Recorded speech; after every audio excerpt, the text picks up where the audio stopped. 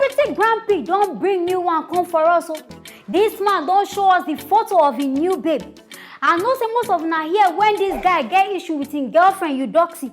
When the girl talk say he won't leave him because of say wetin, say this guy they cheat on him. But as he be, this man don't enter new relationship.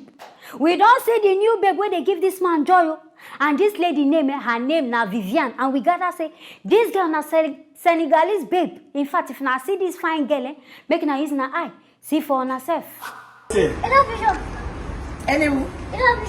Oui. Elle n'est pas jalouse? Hein? Elle n'est pas jalouse? C'est comme ça. C'est toutes ces femmes. Ah, Tu vas marier deux femmes. c'est pas moi qui arrive, c'est lui qui arrive. Voilà. Voilà, ça. Et t'es bien, t'es charmante. Voilà, ta mère. Voilà. Bon, on y va. On y va. On va où? Ça y est, comment elle s'appelle là, sa femme? Elle aussi. Elle aussi. Tu as perdu, hein? Ciao. How? What a beauty. This man really carry eye go market. But say be a Grand don't talk say he no one lose Eudoxie Yao.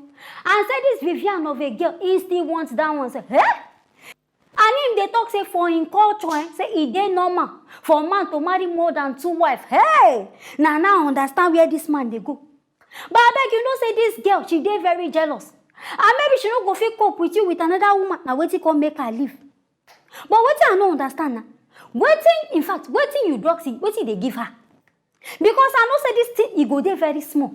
So wetin I thought Eudoxie they gain from here will be say, now you can't decide say, now another girl you won't go they give.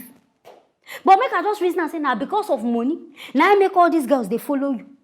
Because I don't see anything again. But I beg, make now I make Auntie Eudoxie, I beg, come. Auntie Eudoxie. So all this Ikebe way you carry, you know even feel and satisfy this man. This tiny man. Everything where you carry like as a big like this, you know feel still use them. And at all, if you go and satisfy this, you just carry him. Sit down on top of him body, I just saying go there okay. So all this everything that they do grab on top of yourself, it don't even make sense at all.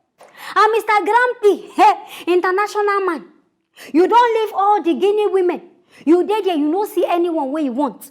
Now you enter Ivory Coast. Now Senegalese, you won't come they go again. Hey, it means that you get taste too. But everything is there for your body. Now what for you? Make we just leave you as be as now what do you want? nothing what you do. As now your choice, just follow on. My people beg, I hear this news as make I bring and come. Make na say reason na ear. Hear what they happen. Anything when I feel about this matter, make na not forget to write them inside the comment section. Make na not forget to like and also share this video. I go see you now for the next video.